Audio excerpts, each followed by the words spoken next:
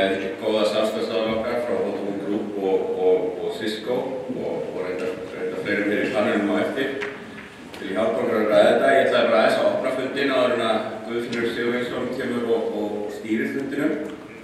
En þetta áhugavert efni og við höfum nú verið svona þetta nú svona glæra sem mjög algengt að við förum í gegnum sem sýnir áhugaverða þróun, sýnir í rauninni tengingar, bara fjarskipta tengingar yfir tíma, yfir ár.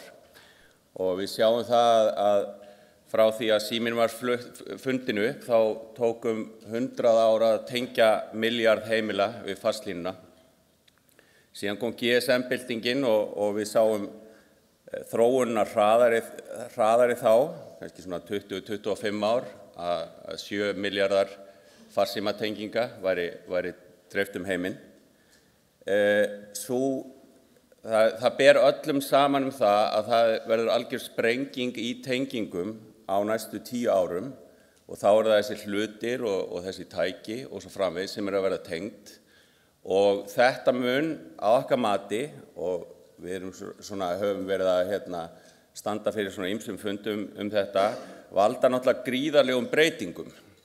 Við vitum eitthvað hvaða breytingum þetta veldur en margt vitum við ekki vegna þess að þetta mun vera breytingar sem verða til vegna þróunar en við vitum það að það verða fullt af tækjum sem verða með einhvers konar skynjara og safna gögnum, munu nýta sér farsímatækni og aðra tækni og í rauninni eru ótrúlega margar leiðir til að nýta okkur þetta og þess vegna erum við komin hér í dag til að hugsa það hvernig hægt að nýta þetta í verslunarrekstri. Þetta nefnilega þannig að þetta mun hafa áhrif á alla geira og í raun og veru það margir hafa fengið svona fyrirlestra Internet of Things eða M2M áður en oft á tíðum fjallaðir bara fyrstu glæruna sem ég sýndi en kafa ekki á dýptina niður í ákveðna geira en þróun komin á það stig að við verðum að fara að tala þessi geiri, hvaða áhrif myndi að hafa fyrir okkur og þar byrjar þetta að verða gríðarlega áhugavert og þess vegna áhugavert að tala verslunarrekstur í dag. Það ekki tilviljun heldur að Vodafone og opin kerfi að halda þennan fund saman. Það í rauninni þannig að þetta virðiskeðja þegar kemur að Internet of Things þegar við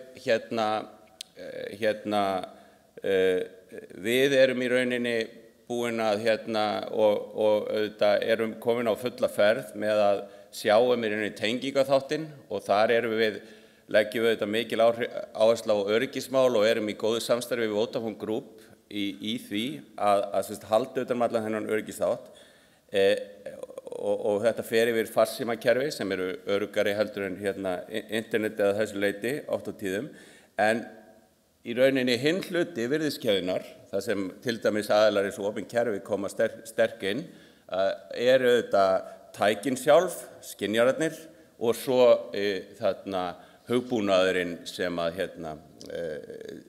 gerir eitthvað við upplýsingarnar og lætur mann vita eða hvað það Þannig að þetta virðiskeðja þar sem að fjarskipti og tölvutækni starfa saman. Það mjög mikilvægt að vera með sterka alþjóðlega samstarfsaðila á þessu sviði. Við vitum það, við erum lítil á Íslandi og við finnum stundum eitthvað upp en mjög oft erum við náttúrulega að flytja inn þekkingu eða lausnir sem hafa reynst vel annars staðar og þá gríðarlega mikilvægt að vera að vinna með sterkum aðilum á þessu sviði og eins og við sjáum þarna á þessum kvadrandum frá Gartner þá Vodafone leiðtogi á fjarskiptamegin í machine to machine og þetta wired and wireless LAN frá Cisco þessi tvö fyrirtæki eru á toppnum og þar af leiðandi ekki tilviljun að við veljum fulltrúa frá þeim til að kynna hér í dag. En byltingin í rauninni hafin, við erum hætt að tala byltinguna sem að koma og við erum að byrja að gera hlutina og þess vegna erum við hér bara að finna og ég held að það sé bara mikilvægt að byrja. Það það sem við segjum við okkar viðskiptunni, byrjum bara að prófa, og við erum að láta fólk hafa þróunar SIM-kort og svo framvegis, bara til þess að byrja að prófa, getum við gert þetta og svo framvegis og þróa sig áfram og auðvitað byggja á spennandi lausnum sem eru þegar nýttar víða veröld. En það var ekki fleira frá mér í bili, en Þorsteinn frá Opnum Kerfum kemur á eftir og stýrir umræðum, en ég gef Guðfinni orðið og hefjum fundinn. Takk fyrir kærlega.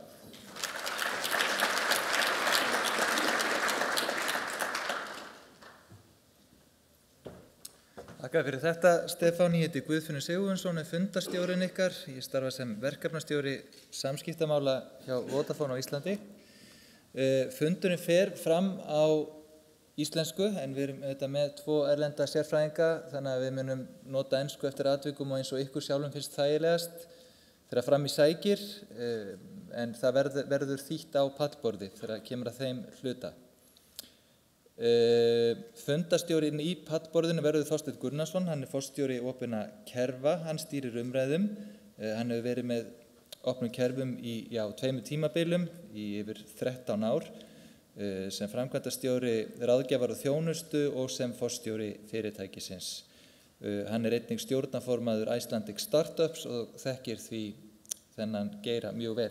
Það verða hér á ferðinni allavega held ég 2 manneskjur sem að verða með hljóðnema, þannig að þið getið bara rétt upp hendi og þá nálgast þær ykkur þegar þið viljið bera upp spurningu þegar við erum komin að þeim lið á eftir.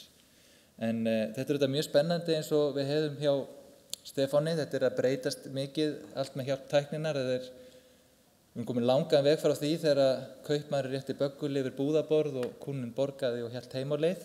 Það mjög spennandi að fylgjast með því sem að gerast. Í þessari tækni hún að fara á leiftur hraða og við erum mjög heppin að vera með 2 erlenda sérfræðingar sem eru komnir mjög langt í þessu og mjög sérhæfðir í þessari tilteknu tækni. Sá fyrri sem heldur hér erindi eða framsögu Wayne Glenn. Hann yfirmaður markaðsþróunar hjá Vodafone Group. Hann með áherslu sérstaka á heimili og smávöruverslun. Hann þjónustar stærstu smávöruverslanir heims við innleiðingu IoT-tækninar og erindi hans fjallar hvernig við aukum samkeppnishæfni fyrirtækja með hjálp IoT-tækninar. Við erum, það kannski bara gaman að ræða það eftir fundinn, að við erum svona kastaði á milli okkar hvernig við ætlum að þýða IoT, því þetta verður mjög fyrirferðarmikið í tungumálinu. Það fram í sækir. Ein pæling hlutanetstæknin. Við þurfum að finna eitthvað mjög gott og þjált orð. Það verður gaman að heyra ef ykkur dettur eitthvað í hug meðan að fundunum stendur sem að gæti hjálpa okkur með þetta. En ég býð velkomin á svið Wayne Glenn.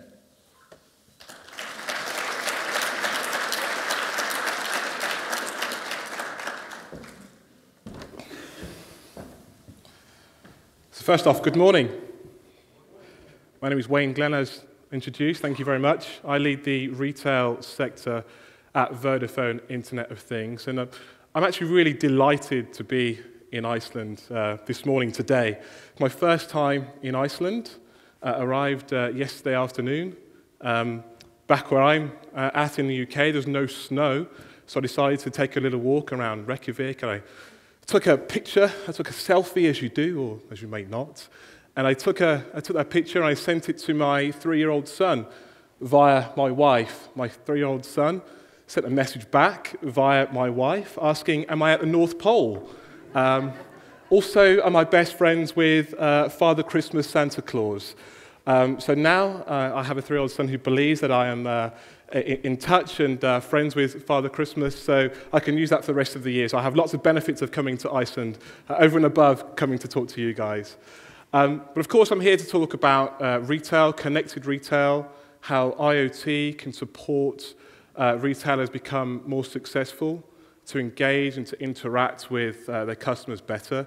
So let's kick off with that. But just before I start, I'd just like to give you a brief overview about who we are in the Internet of Things business in Vodafone, because we are a fairly successful group in our own right. We have 1,400 experts within the business focused on developing solutions, maintaining solutions for our customers. And we take a vertical approach. We have experts in the healthcare space, we have experts in the retail space, but also the same across automotive, utilities, homes, cities, etc., etc. So we like to think that we understand the pressures of our customers better than anyone else, because it's all we do, day in, day out, focus on what your industry is about and the challenges and the pressures that you're facing. We've also reached a very significant milestone for us very recently, with 50 million IoT connections, 50 million devices that we as Vodafone Group have connected, which makes us the #1 globally, so that's a pat on the back for us. But also we have 29 strategic partners, from the large behemoths you'd expect, like IBM and Amazon, to some very local players as well, and we have to work with these local players to develop very specific solutions. As you expect for a company in the IoT space, we're growing 38% year-on-year growth, and we're seen as #1 from an analyst perspective in the space. So we'd like to think that we are on the ball, in tune with our customers and in tune with what the market's requiring as well. Let me answer a question you've not yet asked, but I'm going to answer it anyway. Why would Vodafone be relevant to talk to you as retailers? The very simple answer to that question is the fact that we are retailers ourselves. In fact, a pretty substantial retailer by those numbers. 16,000 stores across the globe, 50,000 employees, 450 million customers, which require being addressed in the way that they expect. We have the same pressures as you guys. We have the same competitive pressures. We have the same pressures in terms of making sure that we're providing an experience which means that they want to continue buying from Vodafone. So that's what's most relevant about Vodafone and our ability to be relevant for you guys. So let's get on to why we're all in the room, I guess. I think it's just the acknowledgement of this point that's on the screen right now. So read it out. We now live in a world of digital disruption. We all know this, I guess. And we're all familiar with the mega trends which are creating this disruption, right? Social, mobile, IoT, big data. If you're not familiar with these sort of terms in retail, you might have been doing retail on Mars, but most people are very, very familiar with these sort of terminologies and these technologies and how it can affect their business. But for me, I talk about these things day in, day out. I become very blasé about using this terminology. And at some point, I have to keep reminding myself why these technologies are important. And actually, just thinking about it this morning, there's two reasons why I think these technologies are important. Number one, they enable you to transform business models. There are now washing machine manufacturers who are now making commitments to their customers that they'll never run out of detergent again. How are they doing this? They know how many spin cycles that your washing machine has done, and they've got an ordering process to make sure that your detergent is on your doorstep the moment it's gone through enough spin cycles. That's transformative, right? Who does that cut out? Retailers, right? Amazon have got a product called the Dash, a little button that's so big, you might be familiar with them. You can press the button, Amazon will get you the product to your home next day. That's transformative. Who does it cut out? Competition. These are transformative technologies. Important. The second important aspect of these global megatrends is its ability to entice, engage, interact with a very important generation, demographic. Anyone know what they're called? No one? You do know. Millennials. Millennials. Everyone loves talking about millennials. Why? Because they spend as much as all other demographics combined. They are the future of spending. And in order to attract and engage with millennials who don't put up with poor service, who will not continue to shop with you if they have poor service, you have to be able to tap into these sorts of technologies. So they're the two main reasons why I think that these technologies are really important to us. And what's the red thread? What's the consistent theme in regards to how you have to approach these megatrends and the impacts of those megatrends? Well, I think it's fairly simple. We just have to be customer-centric. We have to focus on the customer experience. We have to put the customer at the heart of any experience you design for your customers. And that's what I want to discuss with you today. So putting the customer first and focusing on the customer experience sounds really great, right? It sounds really actually quite straightforward. That's what retailers do every day, I guess, right? How can you be a retailer if you're not focusing on their customer experience? But actually, as time has evolved, it's become more and more difficult. It's become more and more difficult because we've got a couple of things at play. And they're on the screen right now. We've got the evolving technology landscape driven by these megatrends, which means that it's a level of complexity. Where do you put your money to make sure that 18 months, 2 years, 5 years' time, that was a safe investment? It's difficult to understand and comprehend that. It provides some level of complexity. Plus, we're burdened with what we're now seeing as some shifts, seismic shifts, if you want to call it that, if you want to get hyperbolic. But shifts in consumer expectations, behavior, and spending. What has it done for a generation of people who are now able to go onto Google, put in a product, and search by price? What has that done to the retail industry? It's debatable, right? But for me personally, I know that I now have different expectations of retail shopping because of facilities that you get predominantly online. So we're dealing with these seismic shifts in how consumers behave, how they spend, when they'll spend, and ultimately how you would engage with them. So whereas once upon a time it was fairly simple just to think about putting the customer first, creating an end-to-end customer experience, the technology, the shifts in how people are reacting and how they behave is creating some complexity. So what this is creating now is some confusion in regards to how you create an experience. And we all know this experience needs to look like an omni-channel experience. We all know that people are buying online. We all know that people are still buying in store. And we all know that we need to somehow merge the two to provide that seamless end-to-end experience. I'm not here to tell you that, you already know that. But in terms of how you create that experience, that converged experience, knowing that you've got the changes and the shifts in the technology and the behavioral landscape is providing some real complexity and causing headaches for retailers. So, headaches, it's difficult. Technology's changing. What consumers are looking for is changing. What does that cause? It causes paralysis. It causes delays. It causes strategic meetings where 30 people come around a table and discuss lots of things but come out with nothing. It causes a fundamental paralysis in regards to how you evolve a business. And I've seen this time and time again.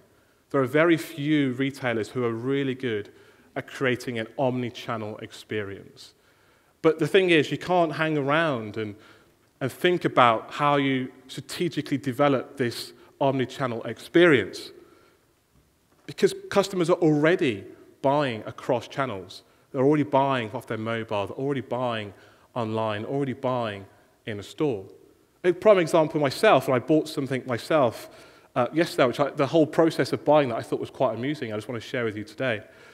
So a friend of mine on Facebook decided that he wanted to like a pair of shoes. I saw the like on Facebook. I thought, that's interesting. I'll have a look at what it is. It's a pair of shoes called Mojabes. Anyone familiar with Mojabes? No? No? I don't work for Mojabes. I'm trying to sell you them, by the way. But fundamentally, they're a pair of slippers. And you can have a separate sole which you can put onto these slippers, which means you can wear them outside. It sounds crazy, right? That's absolutely insane. But I then saw these Mojabes down the street. I was walking down the street and someone was coming opposite me and they were wearing a pair of these Mojabes. They're a light blue color. A light blue pair of shoes. I thought, they look really cool, right? I'm a cool guy. I like to wear cool things, but light blue? I don't like light blue shoes. I'm going to go online and see what other colors they have. So I went on my tablet, got home, watching Game of Thrones on my tablet at the same time, looked at the different colors of these Mojaves. And then a couple of weeks later, I met this same friend who liked these Mojaves on Facebook. And he had a pair on his feet. We were at the pub having a beer, and I was laughing at him. I said, "You've got slippers outside. You're in the pub." "No," he said. "No, Wayne, you're crazy. These are great shoes. These are fantastic." And actually, he sold them to me, yeah? He sold them to me. He said they're amazing. I thought I want them. So I went to the store, my local department store, very well-known department store in the UK, known to sell pretty much most things that you would want. And I saw the shoe. I thought they looked fantastic. I've got huge feet. Huge. Huge feet. It's big. They didn't have my size. And that was the time where, me being in a retail store, I could have been really impressed with the level of service, with the fact that I would have my size, could support me with understanding the product, how it would fit for me. They failed spectacularly at every level. Yeah. It took me 20 minutes to find someone that didn't have my size. There's no way for me to order. I had to go home empty-handed. I left it a couple of weeks. And yesterday at the airport, coming to Iceland, I had a couple of minutes on my hands. I went online, bought off my phone. That is me traversing through the channels without even thinking about it. I started off on my mobile, went to my tablet, an online site, went into a store, bought on my mobile. Didn't even think about it, but that's how it all panned out. The important thing that I'd like to just stress here is that retailers, physical retailers, have an opportunity to be integral to this multi-channel journey that customers are going on. It's not a case of where it's online or physical, brick-and-mortar store. They intertwine. They coexist. But retailers have to make the effort to be integral, because they are, and to provide the experience that customers are looking for.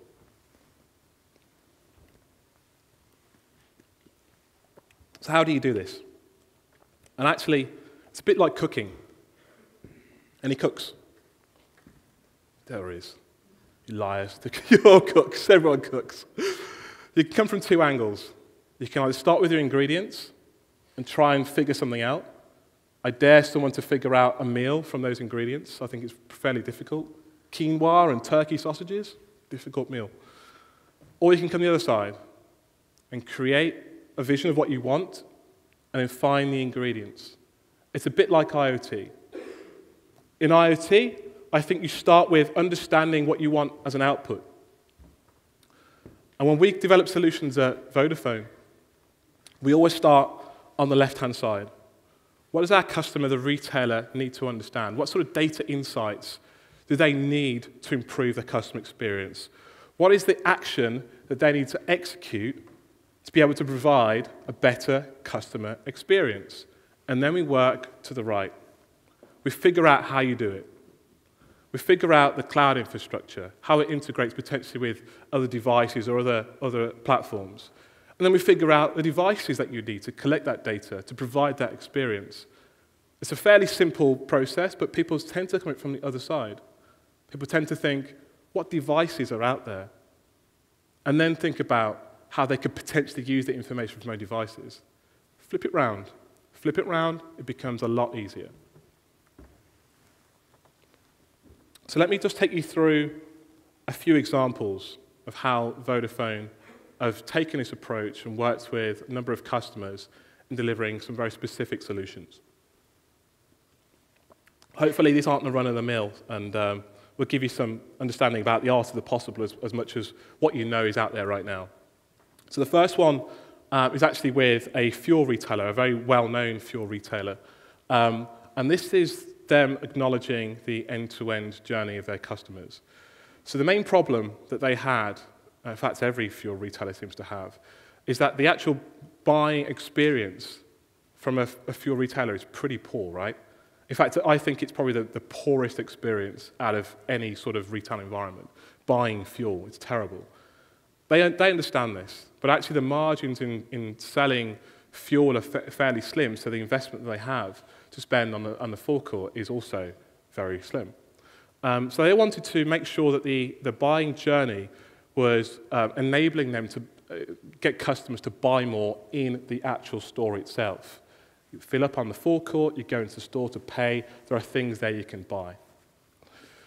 So let me run you through this. I don't know how easy it is to see this, but let me take you through a customer experience. So a customer drives in for argument's sake, say an Audi. They drive in, they take the nozzle out of the pump, they put it in their car. In front of them, there's a screen. On that screen, it tells you the basics. It tells you what fuel you've selected. It tells you how much it's costing. But it also gives you, maybe to your surprise, personalized promotions based on what you've purchased in the past and what you might be interested in. It takes information from license plate recognition, so it knows what car you're driving and creates an assumption around the demographic that you represent. It also has beacons. Beacons are enabling you to connect with an application, so it can pick up purchasing history, for example. So it knows what car you drive, roughly what sort of social bracket you're in based on the car you're in. From the application, it knows your purchase history, and it can provide you quite rich information, quite rich promotions based on all that information. So now, if you're an Audi driver and you drive into one of these petrol forecourts, you could potentially get presented with an advert from BMW, which is interesting and intriguing for the fuel retailer, because actually that means that they can sell that time, that space, through a programmatic marketing platform. So this fuel retailer actually makes money from IoT, not only about reaching the customer experience, they actually make money from it. But also, they can help the cross-sell initiatives that they have within their business by sending promotions to the customer, very specific promotions to the customer, whilst they're filling up. 2 for 1 on Coca-Cola, for example. So when they go into the store, they're more compelled to buy. That's one example. We did that for the fuel retailer. Another example is really about bringing the digital convenience into a store. And this is one of my favorite pieces of IoT hardware stroke IoT service that we have. And it's through a product that we call Mesh. And this Mesh device solves 2 problems. So one, it enables you to send messages to a customer, a bit like a beacon. We're familiar with beacons, I assume. If you have a mobile phone, you get a message, a promotion, a coupon, whatever else. It does that. But also, what it does is enable you to stream content to the customer on their phone. And the customer doesn't have to have an application. I think the general figures around how often people use applications is about 30% of the time. Actually, what you don't want is any reason that your message will not cut through. And the fact that customers might not use your application is a very big reason that it won't cut through. So this Mesh device enables you to send messages, enables you to stream content to a consumer who has a mobile, and we basically create a network that they join to enable them to do that. So they can, on demand, get any content they wish to receive in a closed environment, and that content has been provided by the retailer. So this is a fantastic piece of kit. It costs about €100, about this big, very small. And we use it in a number of environments, even in sports stadiums. We provide it in sports stadiums because we realize that sports stadiums are pretty large. Any of you have been to a big soccer match or anything else like that? There are certain positions in a stadium where you don't necessarily get the best view. And we provide this to Fulham Football Club in the UK, for example, who allows their customers to go onto this Mesh box and this set of content and live stream a replay of the goals that are being scored or any incidents that have happened in the match. Very low cost, very effective piece of IoT technology. But I don't think it's about just one thing. It's not about one box. It's not about, how do you take one device, one piece of technology, and try and build an experience around that. I think it's actually about thinking about the whole end-to-end customer journey, right? So if I'm thinking about the customer journey involved in this box, actually think about a click and collect scenario. Someone's bought something online, they want to collect it in a store, and actually we know that they're going to have to go and collect it in the store. So why not provide them some sort of way of having a frustration-free process of parking at that store? Smart parking is a way, a pre-reserved space for someone to park into, collect their things, have a good experience in the store, and then leave the store. Why not do that? We've already talked about the mesh capabilities and the ability to give you access to content whilst you're in a store. But what about the situation I gave you earlier on about buying my Mojaves? If I walked into that store and after the realization that I didn't have my size, I was able to order that through a kiosk and order that so it ended up in my home, I'd be a happy customer. I wouldn't be talking to you about it today. So why do we not provide that? Let's think about the end-to-end journey. We provide the smart kiosks, we provide smart parking, we provide the mesh technology, all as part of an end-to-end journey that a retailer can provide for its customers. And the third example is how we enhance productivity of every asset. So the story of how this solution was created is actually a really interesting one, because we decided that retail customers clearly have real estate they want to protect. They want to protect their stock, they want to protect their employees. So actually security was really, really important to them. So we decided to create a security proposition using IoT. The market for security is fairly, I'm trying to think of a pleasant word here, not doing too bad. It's been around for a long time and they have established ways of working. So we created a solution which was all based around security. Understanding who's coming into a store, who's coming out of a store, where there are potential areas of incidents, where there could be potential thefts, understanding where most people were hanging around, so where you could understand dwell time and where there were issues potentially with thefts. And we realized that all the things that we were building in a security proposition were actually really relevant for broader retail. So what you'll see here is an actual print screen of the platform that we use for our solution. And what you'll see is, on the blue at the top, it shows you how many visitors have come into the store, how many are at the shop floor and how many at the till. What you'll see over here is a heat map of where people are dwelling. It shows you where there are particular focuses from a customer's perspective. This is actually taken from a Vodafone store in the UK. And the insight that we've got here about Vodafone stores in the UK is that this heat map is showing that people are hanging around the till area. What does that tell me? We've got an issue. We've got an issue because people are not at the phones trying to buy phones. The dwell time is not on the phones, it's at the till area. So what insights can you take from that? We need to figure out a better way of ensuring that our payment processes just work. We've got to figure out a better way of managing customer service, because that's where they're going when they've got issues, the till area. So lots of things we can understand from this sort of data. It obviously tells you when the store opens and closes. You can see the orange circle there and the blue circle there. And this is not when you think the store opens and closes. This is when the store actually opens and closes. We link this through other devices we put on the shutters of a store.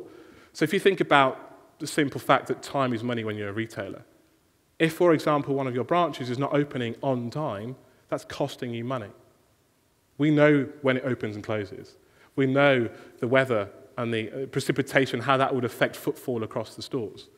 All this stuff, which we very openly stumbled across through building a security proposition. But we now have added some analytic capability to make it relevant for more retailers. So where are we going with this?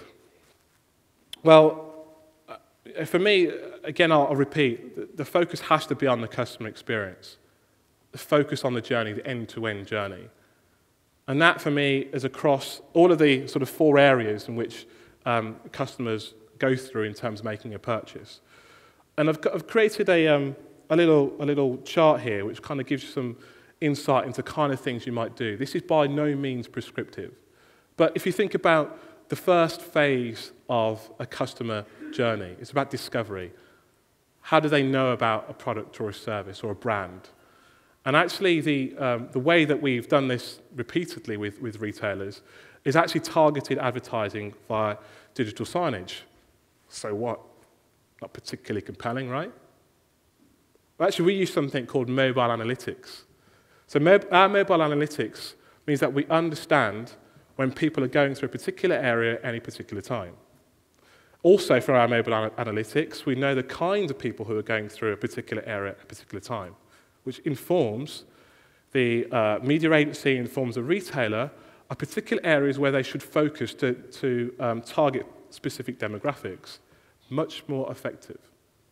If you think about the second phase, which is really around the triggering and consideration, what we need to do is make sure we're getting very relevant content to our potential customers. And we've done that by offering the mesh service to our retailers, meaning that they can attach that box to anywhere in their store or any out-of-home location, actually. So a customer can, on demand, select what information they want to receive, download that, and not have to search the broader World Wide Web where you potentially lose them because they're looking at competitors' websites, for example. We've also equipped staff with tablets so that when they're having conversations with customers, they are fully equipped to have conversations. How many times have we, ourselves as consumers, been into stores and you've asked a question about a product or service and the store staff don't know the answer? It's quite frequent for me. It frustrates me as someone in the retail profession. Tablets are an easy way of doing that, of alleviating that challenge. And the final area in terms of the actual purchase, we've mentioned smart kiosks, but smart kiosks are important in themselves because that give the customer a focal point to order products which can be delivered to their home. But actually, to enable smart kiosks to be effective, you need to have very good inventory management. And inventory management through using RFID technology or any asset tracking technology can enable you to understand where your products are in real time at any time. And you need that to be able to give your customers the ability to order from something like a smart kiosk. So there's some recommendations. Like I said, they're not in any way prescriptive. They're just a guide of what we've done in the past and maybe give you some insight into how you can approach working with your customers to give them a broader, richer experience. But we come back to the same point we started with, that's the fact that we are living in the world of digital disruption. There are lots of opportunities for you to be disruptive rather than be disrupted, and Vodafone are very well placed to support you. So with that, I thank you. Thank you very much.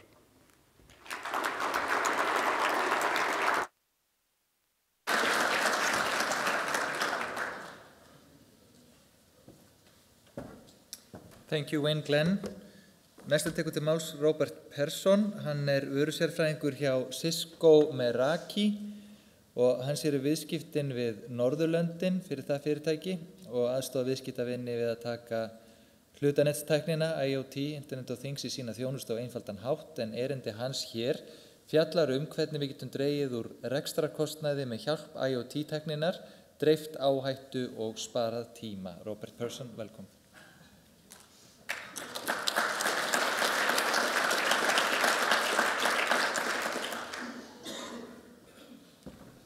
Hello, everybody.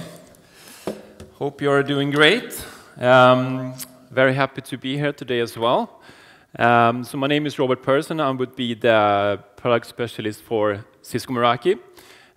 So I'm based out of our London office. So I flew in yesterday evening as well. On the opposite side, I wasn't that popular yesterday when I called back home. That Wayne was with the North Pole. So I was out eating last evening with one of my friends at the Open Cafe, and I had horse fillet and I had a whale. So I was quite excited because it tasted really nice. So I called back to my daughter for saying good night, and I was so excited to telling about this experience. So I told her, yeah, I had the horse and I had the whale. And she just went quiet in the phone. She just, Dad, what were you thinking? You were eating My Little Pony and Say Willy. And I just, oh, yeah, okay, I didn't think about it that way. But it actually tastes really good, fantastic. But anyway, I mean, I'm here today to talk a little bit more about what Cisco Meraki does in the IoT space, or how you can kind of create business value of Wi-Fi or monetize on Wi-Fi. So Wi-Fi or the infrastructure in, for example, retail stores and such. There's something that, I mean, if you have a POS system or whatnot in stores, guest Wi-Fi and such, there's a kind of really nice functionality to build on these features on Meraki and kind of gain analytics and information from the system. So I'm going to show you a bit about that. I have a few slides. I'm just gonna. So, I don't know if everybody knows what Meraki is, but Cisco Meraki, it's just for giving you a short background what it is. It's a cloud-managed infrastructure platform. So basically what it is that you have a cloud controller on our data center.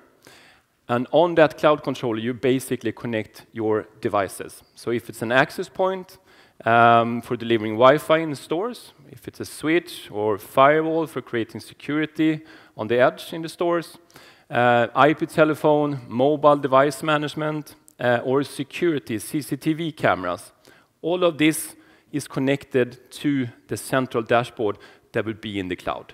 So what that means is that the entry level of having an infrastructure on the stores or the location itself is very small. I mean, there's no requirement at all actually on-site for having an infrastructure. Because, I mean, the only thing that you actually need in the store is an internet connection for adding, for example, an access point or a switch. So time to deploy, very short, easy to use via a central management interface. That would be the dashboard, right? So if we go further and look what we can do on the infrastructure itself and create business value from it, what we can do specifically with Wi-Fi, for example, or CCTV cameras, Bluetooth technology that are integrated on all of our access points. There's some really nice functionality. Some interesting facts first to take in consideration what we have kind of experienced at. When we look at, for example, to delivering free Wi-Fi in stores, so that gives a 23% increase more time spent on the venue itself. So this is something that coffee shops are using today, obviously, to have them customers coming into the coffee shop and stay there for a longer time and buy more coffee, obviously. Same kind of process or process we can use in retail as well if we deliver a free Wi-Fi in stores. So what happens, what we can do is that with Meraki, you can add kind of a social branded landing page. So when the customers come into the stores, log on to your to the free Wi-Fi, you will actually get a landing page popping out on your mobile device. So on this landing page, you can have some different offers for collecting or redeeming offers directly in stores for the customers. Audience analytics. So this is also something that we pre-built into our dashboard. It's there per default. It's easy to use. It only requires actually one access point for start to using this kind of technology in Meraki. And there again, 80% more return to the venue when we know who our customers are. Proximity campaigns. So this would be kind of a beacon technology. So let's say, for example, that you have a VIP customer membership. So the customer have an app on the phone. So for example, when they pass the store on the street, you can actually push a notification out to the mobile device saying that, hey, Mr. Customer, come into the stores, we will give you 20% off on different stuff. So there would be a proximity campaigns. And of course, obviously, the campaigns kind of differentiates on value, time, and who you are targeting with the campaigns. So data, kind of business intelligence or data again, what we can pull from the dashboard. So who are my customers? I mean, I think that's really important to know when we're talking about marketing. How do we spend the marketing budget? Who are we targeting? Specifically when we're talking in-store concept. Online, there's, kind of a huge concept. I mean, how many minutes a customer spends on a specific item. How many clicks do they do to get to the purchase? How a long time does the item stay in the purchasing process from online? In stores, there's another thing that we have to look at to actually gain that data. So I mean, there's a lot of questions that we can take a look at them. How are our different stores comparing to another store? So if you have stores around Iceland, for example, how does the store in Reykjavik compare to the north side of the island? Have we done some specific campaigns on that one?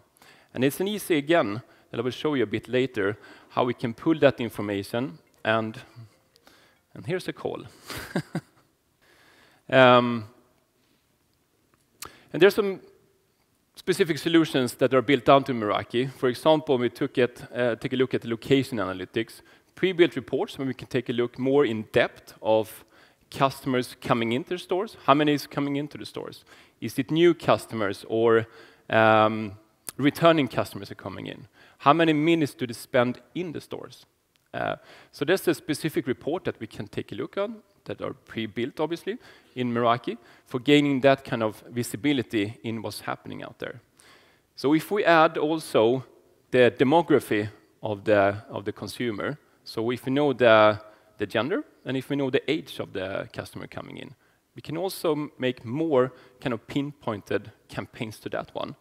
And if we want, we can add to, for example, this free Wi-Fi. We can have the customer to connect through a Wi-Fi or Facebook authentication, meaning that you will gain that data back from Facebook that you have the age and you have the gender of it.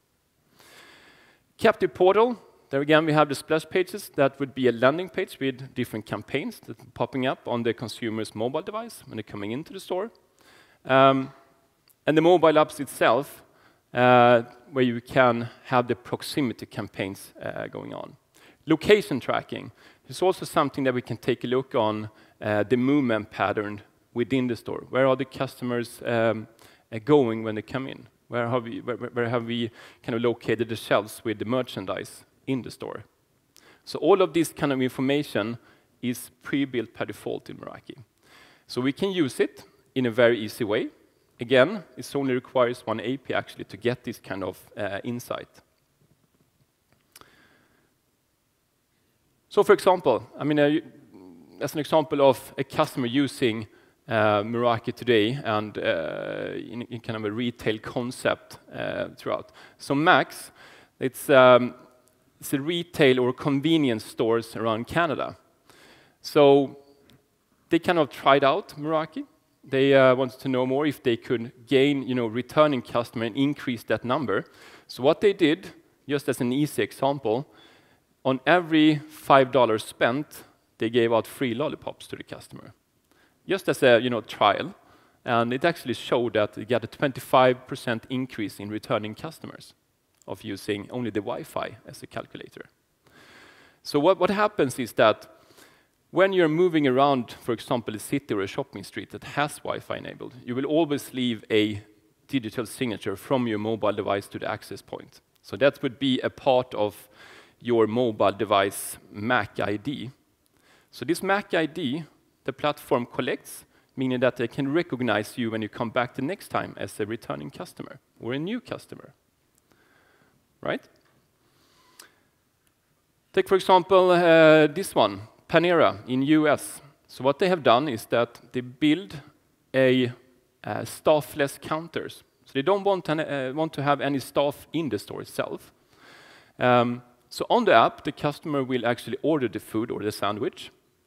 When they then get back to the store to pick up their order, they get a message back to the customer that your order is ready to pick up at counter 8. When the customer come into the stores, it pushes a notification back to the staff in the kitchen that this customer come in, he's ordered this and this and that, put that in counter 8. And the customers get a message back, go get your food in counter 8. It's already paid for. So it's kind of a process where they're looking at to, obviously productivity, but also as an experiment of having staffless counters and serving their customers. So it's really interesting. So this is based on the Bluetooth technology that are included on the access points itself. So bringing it together, let's take a closer look at the functionality that we have pre-built in the dashboard.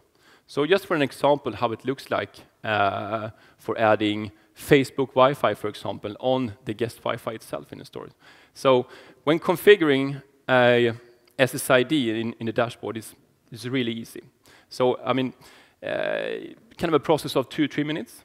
Add Facebook Wi-Fi.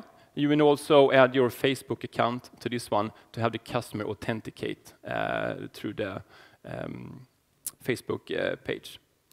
So, next one, we have the user analytics reports, Wi-Fi, Bluetooth. So that would be that we're looking at how many minutes they spend in the store, returning new customer, and what days and what time period they're returning or coming into the store. So that one we can do a comparison of 2 or 3 or 5 stores. Who has the most number of customers coming into the stores, returning customers, or whatnot. Next one would be the motion heat map camera. So on the CCTV cameras that we have, we also have the possibility to actually look at the heat mapping pattern in the store, or in a location that it makes sense to have kind of an analytics where people are moving or where people are dwelling within a location. So I mean, it's all about putting the merchandise in the right place in the stores and have the knowledge of where they're going when they're entering. Can also be used, I mean, in different other locations like venues, to have a look on where people are going, where you kind of added the tables and all that. Then the next one would be location heat map based on Wi-Fi. So this is actually, I think that's the Palacio de Deportes in Madrid, Barcelona's home stadium for basketball. So they've installed Meraki Wi-Fi. So what they can look at is actually the sections of where where they're sitting and looking at the basketball game. I don't know the dots in the middle of the field if they running around with mobile devices, the basketball players, but it gives you a sense of where things are happening, where people are located within the venue. So I'm going to show you shortly a demo how it looks like when we entering the dashboard, and so you can see, I mean, kind of a lifetime how it looks like. So when we go in here, so this would be the kind of the central focal point of the Meraki solution.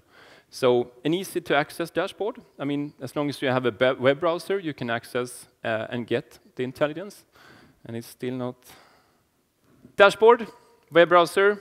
There's even a mobile app where you can go into to download to your Apple device or Android device to have a look at the location analytics as well. But what we're going to do here, we're just going to drill down in our internal corporate network, just for having a look how that looks like. So here we are. So what we are going to have a look at is kind of the 4 layers of intelligence that we had. We had the motion search, or the motion on the cameras. We have the location heat map on the Wi-Fi.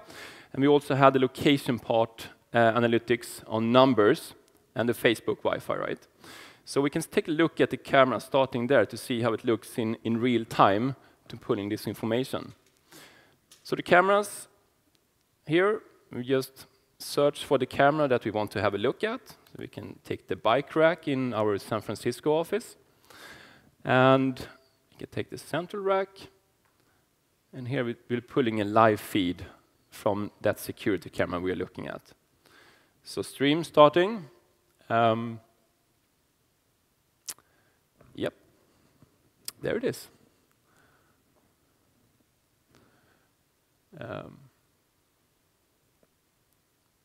Yeah, so that's the bike rack, just for an example.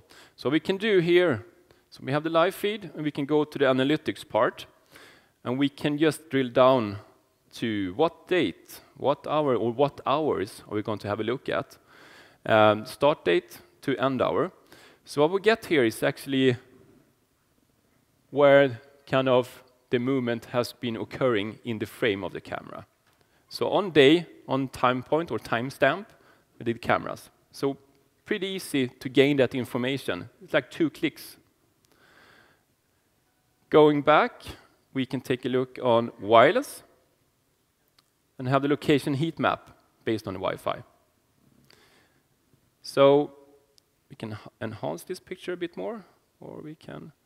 So this is the head office in San Francisco, based on Wi-Fi. So the blue dots are actually devices that are connected on the Wi-Fi itself, and the gray dots are devices that are trying to associate with the Wi-Fi. So we can only play here. I mean, there again, we can choose the date, we can choose the timestamp we want to have a look at on the movement pattern, and we can just hit play. And we'll get those nice color where the people are. Oh, yeah. Again, 2-click. If we combine this and have a look at the numbers part, we go down to the location analytics part. Again, pre-built. It's nothing really that you have to do to gain this report. So we look at here, passers-by. So people walking outside the stores, for example. Visitors, they're going into the stores, and those ones that actually connected to the free Wi-Fi. And then we take a look at how many minutes or hours they spent in the venue, occasional, on the loyalty, occasional, weekly, daily, or first time in appearance. So if we want to have this data, we can look this for the last week that we have here. We can also have a custom range for timestamp again. But we can also do the comparisons. If we want to compare, let's say this is a store in Reykjavik, and we can compare this to a store on the northern side of the island, for example. It look like this. So let's say we did a campaign in one store and we didn't in the other store. So hopefully we will get some different numbers on customers coming in, who are coming in, returning customer or whatnot. If we combine this data with Facebook Wi-Fi, for example, that you know the gender, and the age of the consumer coming in, that's really powerful. That mean, basically know who are the customers coming in. What are we going to kind of leverage and do with that data? Can we targeting marketing campaigns specifically to a target group of consumers, right? So it's really easy. And all of this that I show you only requires an AP and a camera. And there's no really backbone that you have to install in a store at all, as all intelligence are in the cloud center that you will log into. So basically, it's all about connecting devices to your dashboard.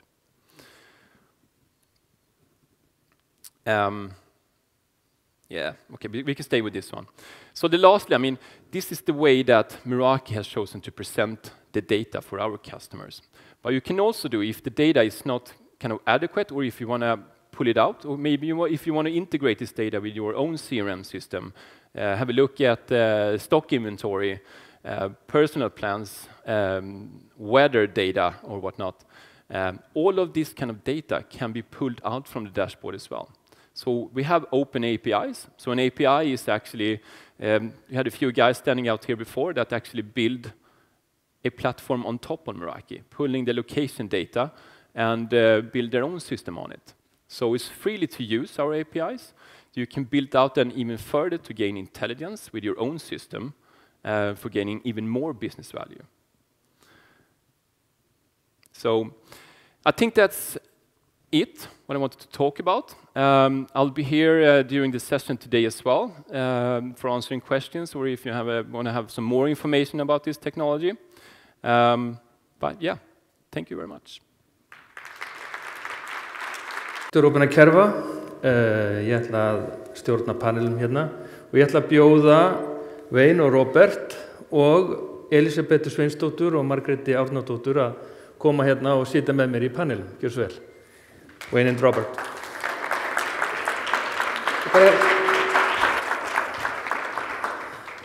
You're not off the hook yet.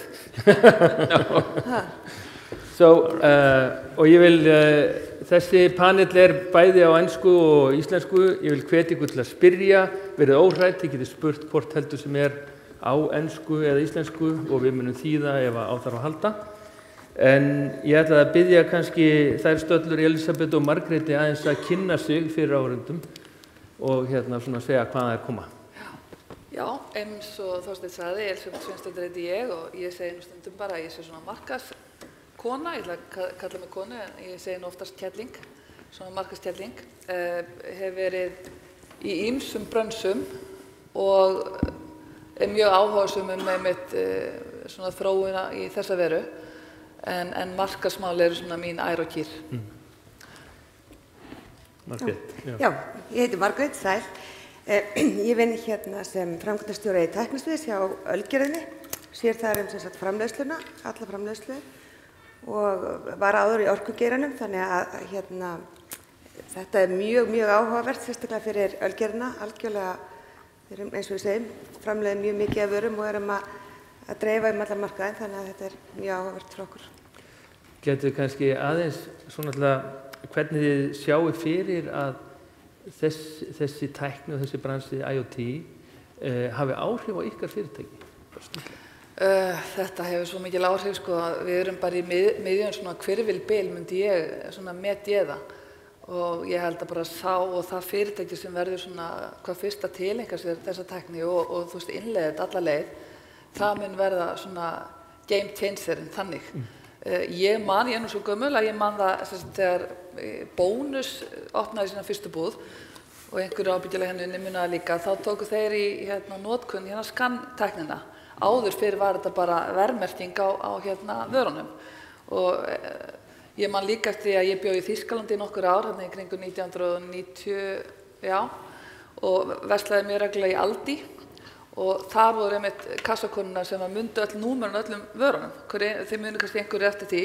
Þetta alveg ótrúleg, þetta eitt var svo mikil bylting og þetta gerði það verkum að Bónus flaug upp á toppinn af því að það voru miklu fljótar afgreiða og allt rúllaði miklu fyrir gegn. Þannig að og svo þetta náttúrulega þessi skriða sem við erum að verða vitna núna, þetta mun breyta öllum þessum leik og hvað þá fyrir okkur markaðsfólki líka.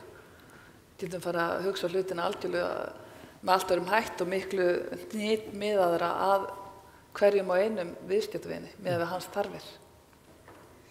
Já, eins og ég segi, fyrir okkur þá erum við bæði að flytja inn vörur og framleiða og við höfum verið að framleiða 60 milljón lítra af ári af alls konar gosi og bjór og svoleiðis og við höfum verið að stækka 48% á síðustu 5 árum þannig að við þurfum svo mikið að fylgja markanum og mikið að fara með út á markanum, þetta dreifing, þetta eru kælar út allt, þetta eru sjálfsalar, bjórkútar og allt það sem við erum að fylgjast með kaffivélar sem við leigjum út.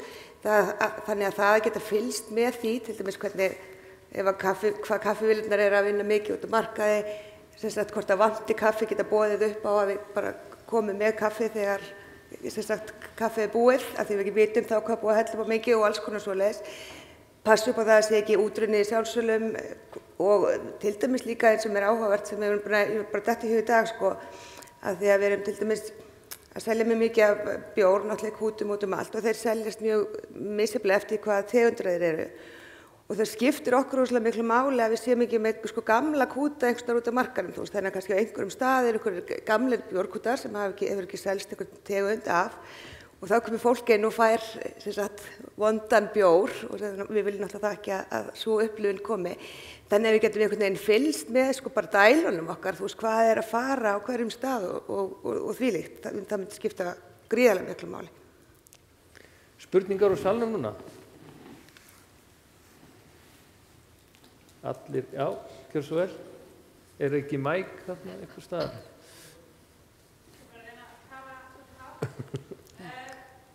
Thank you. Let's say a company just wants to go into this Internet of Things and hasn't really started yet. Is it just how to begin? Is it just start small, or what do you need to begin to kind of use this, for example, Meraki? Yeah. Yeah. Yeah, it's you don't. Yeah, of course you need something, but the only thing that you actually need to start out with gaining this kind of information, for example, with Meraki, it's basically an access point. So internet connection in your store, installing an access point with Meraki. So you will have the dashboard as a central point of managing that product, but you will also have that information with the location analytics. You will have the heat mapping with Wi-Fi, so you can take a look on the triangulation where people are moving in the floor and all that. So that is actually data that is already populated in the dashboard itself. So there's no really requirement of configuration of it. So I think answer on your question is that entry level of using this with Meraki is only one AP that needs to be installed. And it's kind of very entry level with Meraki, and then off there you can start off maybe trying some smaller concept of campaigns to have a look at if it's really working, if it's giving the numbers you're looking for, and you're doing kind of an action towards the market, and then have a cross comparison to the dashboard to see what's happening with the numbers. So yeah, it's basically an AP, I would say. Okay, yeah. so if you have this wireless access point, yeah. and you make this proof of concept with Meraki, yeah. you would kind of just have to invest in the yeah. Like the equipment of Meraki, and then you have all this information in the dashboard yeah. to continue with that. Yes. So yeah. it's not like a huge investment to begin with. No, exactly, because I mean normally when it comes to stores and whatnot, you're already using Wi-Fi today. So Wi-Fi would be a requirement anyway for having your POS system for point of sale, right? And other products that you might have in the retail store. So that's one part. The other part is the kind of the business value that you can draw on the other side with the location stuff. Yeah. Okay. So just and then I have one technical question. Because, you know, this is kind of getting to be the new ID of people, the phone, yep. the MAC address and the phone. But you frequently change your phone. Yep. So that's kind of a thing where you have to combine probably to be able new MAC addresses to old ones to be able to use the analytics. Yes. So. Yeah, obviously if you change phone, it will become registered as a new customer if you walk to the same store. Yeah. That's right. On the other hand, what you can do if you want to go a step further with developing your own app, for example, that's leveraging the Wi-Fi technology on the AP. Mm-hmm. So there will still be the app that kind of recognize who you are when you came into the store, when you come into the store. Okay. It's not depending on the device itself. Okay. So if you log into the app and go down to the store and the Bluetooth technology catch up that it's you on the app behind it, it's still the same person. Yeah. Okay. Thank you. Yeah. Just to add to those yeah. points, I think there's a really sort of interesting conversation, and you know, typically people jump into the technology and not necessarily thinking about what the value is that they're going to derive from adopting that technology as well. I mean, my first response to your first question was actually, what is it you're trying to do? What is it you're trying to understand?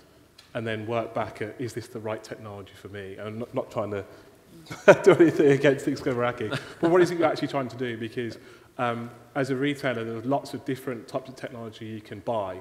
You can spend a lot of money on technology. But if you focus on what is really going to drive the difference in your business being where it is today versus being more successful tomorrow, what do you actually need to get in terms of insights, in terms of being able to deliver certain different things, and then you work backwards at the technology. That's my initial response to your question. Næsta spurning.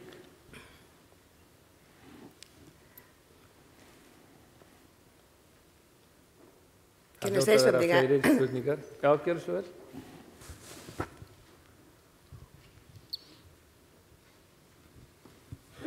Hello. Yeah. Hi. My name is Raka, and I work for Microsoft in Iceland. Really interesting lectures. Thank you very much. I'm a bit curious. Well, first of all, in terms of running a company, and this here is more or less focused on retail, but most companies have already a lot of data present in their environments. They have data about the customers, they have data about the purchases, etc., etc. So my first question is, in case of a company that wants to just get going with the current data that it has, what would be the first steps there? Give my view. I think you're right. A lot of companies have a lot of transactional data. They understand how many people are coming through a door typically. They need to understand that data for even very basic reasons like how many people they need to staff a store. So you're absolutely right. What you get is these disparate sort of data lakes, let's call them, where they're not connected. Actually, the insights and the correlations between the data aren't there, so don't really give you value. You just get data, right? What you really need is intelligence. So I guess, again, almost similar to my last answer, it's kind of, what do you need to drive your business? What insights do you need to drive your business? And then you look at your disparate data sections and think, actually, do I have that data? And if you don't have the data, you look at supplementing that data somehow, maybe through an IoT device or something else. If you do have that data, it might be a case of where you need to have the right systems to be able to enable you to analyze that data. So it really depends on where you are and what data you have and what you want to find out. Exactly, thank you. Okay, my second question is maybe a bit more complex. It has to do with identity. Now there's a lot of regulation taking place in Europe, particularly, but elsewhere as well, where the identity of a person is getting more and more protected. And so I'm a bit curious, especially the whole thing with Wi-Fi and how we're or how we are basically opening up our identities and our phones and everything to this technology, which is great in many parts, but this must be something of a concern as well. So any thoughts on that or observations? Yeah, it's absolutely, and it's frankly, to be honest, it's a bit scary sometimes if you think about what's happening when you walk around with your mobile device and then you leave the digital signature basically everywhere if you have your Wi-Fi enabled on the phone. I think what I have experienced is that many customers that are using this kind of technology today, they are willing to let the customers know when they walk into the stores. So usually what I'm seeing is that they are notifying the customers on the doors that we are trying a positioning location system. If you don't want to take part of it, turn off your Wi-Fi, basically. But it's something that's growing, I think, in terms of the privacy and all that. I mean, you can opt out, specifically for Meraki I'm talking right now, but you can opt out. So if you want to go into our webpage, you can opt out entering your MAC ID of your mobile device, and then you actually opt out for being tracked worldwide on Meraki solution. So opting out, do you think that that is sufficient rather than having to opt in to a solution? Yes, I think so. I think so. It's yeah. But again, I mean, the customer that are using the system can have access to the data. So discussion that I've been involved in is that, okay, great, then we can collect the MAC addresses and sell them to a company that can track the customers even more. And what we do is that we hide half of the MAC address ID in the platform, so nobody can actually see the entire MAC address and use it for bad purposes of being naughty and sell the information onwards. So that's what I'm seeing today anyway in terms of privacy. Yeah. In regards to you, Wayne, is that something that you're dealing with as well when you're talking to customers, retail customers maybe? It is a tricky one, and I spent some time working in cybersecurity, so I fully understand the implications of, opening up your data to whoever might want to access it. I think it really comes down to what type of data is being accessed. I think if you've got anonymized data, so it knows, for example, that someone is moving around the store but doesn't know exactly who you are, I think the general population is a bit more relaxed about that. I think the moment that you start to try and understand whether you're male, female, your race, how much you earn, all that sort of stuff, sort of unique identifiers, I think people become much more concerned. And I think in those sorts of aspects, you have to generally get that information through applications. and you certainly have to opt in or out, as it may be, to giving that information through applications. So I can see it becoming a challenge sort of moving forward as we see sort of Wi-Fi analytics, any sort of analytics sort of proliferating over time. I think right now we've probably just about got things under control. It's not very often I hear consumers as a whole moaning about someone using their data in a negative way. Thank you. Fleiri spurningar? Já, gjör svo. Góðan daginn, ég heiti Elín og starfa hjá Vodafone. Mér langar aðeins að forvitnast hjá Ölgerðinni, hvað þið eru að gera varðandi IoT-lausnir hjá ykkur í dag? Já, við erum að skoða ýmislegt, við erum að skoða þetta með, erum bæði með í sjálfsölunum, þannig að við getum séð hvað vantar í sjálfsölana og því líkt. Og svo erum við að skoða núna mjög mikið, eins og ég segi aðalega í framleiðslunni, þannig að við erum að skoða gríðarlega mikið hvernig við getum fara að tengja vélarnar okkar saman, þannig að það er talið saman og hvernig við getum af því það skiptir okkur gríðarlega máli, við erum, eins og ég segi það bara stækkunin svo gríðarlega mikið, við erum farin að vinna allan sólarhringinn, þannig að fyrir okkur skiptir máli að vita hvenær vélarnar þurfa að fara í viðhald og því líkt, þannig að það er það sem snýr mest að mér og mér finnst mest áhugavert. En eins og ég bara segi, það er allt þetta með eins og kútarnir okkar og allt það sem við erum að skoða meira og okkur langar að fara miklu lengra í þessum lausnum og þetta er bara ótrúlega gaman að sjá hvað er hægt að gera hérna. Þannig að þetta er klárlega eitthvað sem við erum að skoða meira. Fleiri spurningar? Það er enginn kall að spyrja, þetta eru bara konur. Þeir eru svo feimnir greinilega. Þeir eru svo feimnir. Hvað segið þið? Það er pláss fyrir svona 10 mínútur viðbót, svo endilega notið tækifærið. Can I say something? Yeah. I just thought it was very, very interesting that because I'm a mechanical engineer and I've been using like heat maps for a very long time, to find like breaking points and things in machines and structures. So I would never have imagined that we would use this to, follow where I go to shop or something like that. So it's very, very interesting that, to combine these solutions in this. That was very interesting. Yeah. Fleiri spurningar? Mér langar Kristján að koma inn á, I have to speak Icelandic a bit, but I'm referring to what you were saying before about the customer experience. I'm going to speak in Icelandic, I'll explain later for you guys now. Ég vann allengi fyrir Íslandsbanka og okkur langar svo brjálæðislega að vita hvað góð þjónusta er fyrir viðskiptavin og fá þetta hvað þýðir góð þjónusta til þess að verða númer 1 í þjónustu eins og bankinn er orðinn í dag, þetta fyrir nokkrum árum. Og við gerðum mjög viðamikla könnun og þá kom í ljós að viðskiptavinir skiptust í 3 hópa. Það var einn hópurinn, það var tiltölulega jafnir hópar. Einn hópurinn, þriðjungur viðskiptavina, þeir vildu mikla þjónustu. Mikið utanumhald, þeir voru oft þetta var stutt eftir hrun, þetta var 2009-10 og vildu fá vissum það að bankinn héldi vel utan þeirra mál. Og það var góð þjónustu í þeirra huga. Síðan var númer 2, það voru kúnnar sem vildi alltaf tala við sama aðilann í bankanum. Alltaf hringja á Jón á Húsavík af því þar hafði þeir verið og hann bara græði allt fyrir.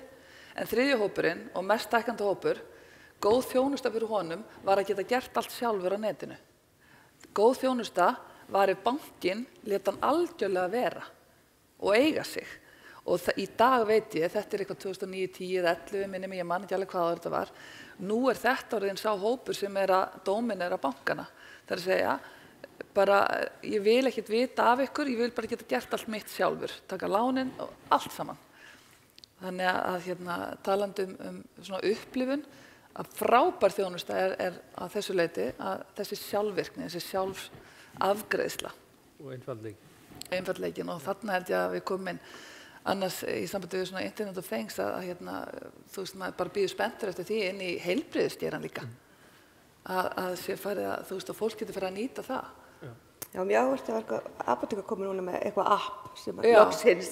Já, nákvæmlega. Eitthvað sem að getur séð lífstíðla og sem mjög skemmtilegt. Talking about Internet of Things into the health system. I understood everything. Yeah, I'm sorry about that. Yeah. You too. Seinasta spurning, cirka 1, 2 kannski, 2 viðbót.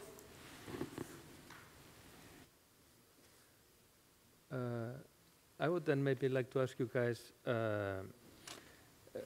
my perception is that the Icelandic retail has not advanced in using the IoT technology. Is the full stack ready, the infrastructure, the technology, and the software? And how fast will it progress? So let's say for the next 18 months, what will you see? And how fast should Icelandic retailers engage with this? Very fast. You wanna? Yeah, sure. It's a very good question, and I guess when you kind of analyse the Icelandic market, you look at two things. You've got the retailers on one side, but also what the consumers are demanding on the other side as well.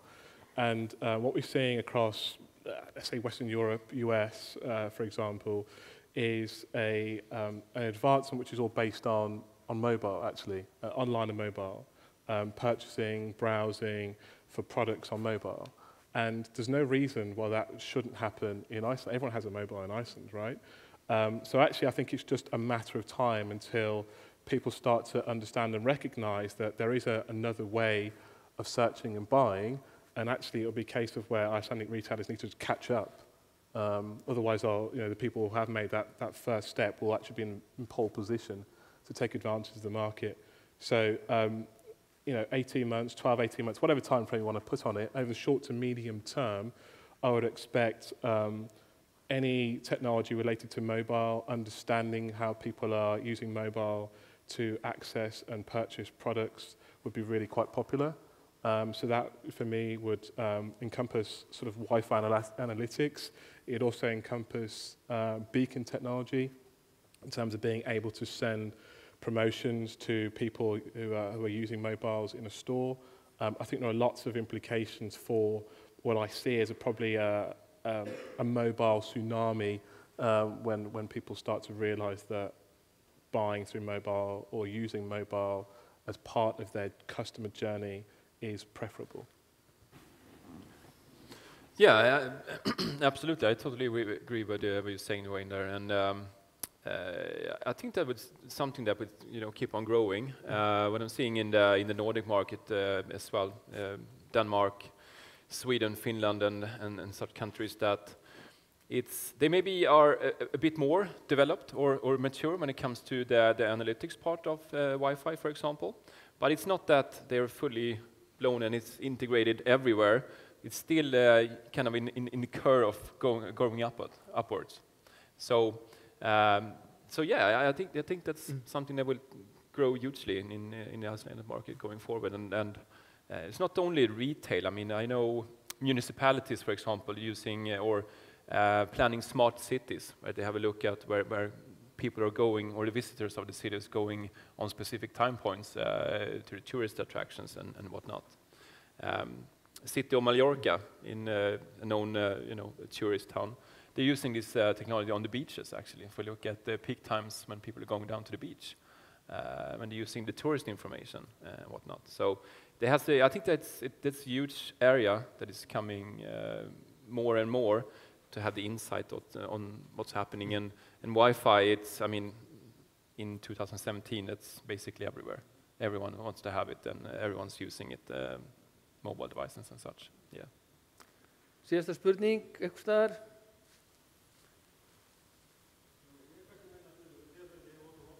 Já.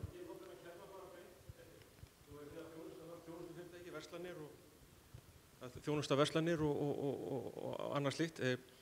Hver eru helstu spurningar ykkar viðskiptavinna varðandi þessar lausnir, og hvað eru þau helst að leita eftir, og kannski hvað getur við sem markaðar, bæði þið og við sem Vodafone, hjálpa þeim fyrirtækjum að ná þeim markmiðum sem þeir eru að sækjast eftir? Morris, vilt þú taka þetta?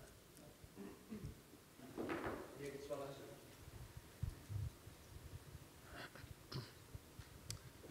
Spurningin kom kannski, eða svarið kom, og spurningin áðan reyndar. Hún spurði áðan hvernig byrjum við með þessar tækni, og hann Robert svaraði þannig að við þyrstum kannski bara einn sendi. En svo líka spurning hugmyndirnar. Hvað fæ ég út úr þessu, hvernig get ég nýtt með og hvernig get ég nálgast viðskiptavinni. Og það í rauninni leið út komið með Facebook Authentication, ertu að nota Facebook til þess að auðkenna inn á þráðlösa-netið, þá ertu að fá upplýsingar aldur og kyn og þá veistu út af þráðlösa-netinu og Facebook upplýsingunum hver í búðinu, á hvað tíma, að þú hefur líka sög aftur í tíma, veistu á morgun á föstudaginn, milli klukkan 2 og 4, mætir ákveðin hópur af viðskiptunum, sem þýðir það að þú getur undirbúið, þú getur haft ákveðið starfsfólk, ákveðna tónlist eða ákveðna uppstillingu í búðinni, að þú veist hver að fara að koma. Og það þessi þætti kannski sem við erum svona helsta upplýsa viðskiptunum hvernig og hvað hægt að gera með tækni og fá þá til þess að hugsa það hvernig það getur nýst í þeirra rekstri. Að það ekki endilega bara í rekstri í retail, heldur þetta kannski líka í eins og hótelum og hörpunni og svoleiðstöðum sem að þessi tækni getur hjálpað gríðarlega mikið.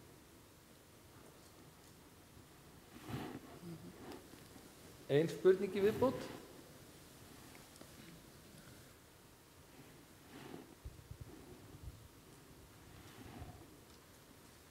Ekki það? Og ég fá að taka hana? Já, þetta bara ágætt. Heyrist í mér.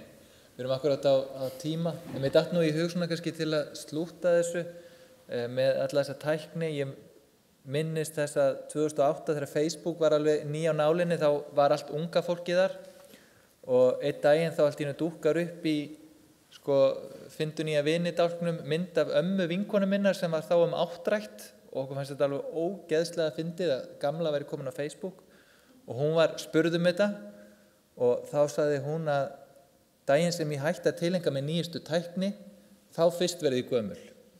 Og mér finnst það svolítið vel svarað og datta í hug núna þegar við erum að kynna þetta. En Opin Kerfi og Vodafone þakka kærlega fyrir komuna, var gaman að sjá ykkur svona mörg og vonandi hafið þið haft gagn og gaman að og nóg að hugsa og tala. Takk fyrir.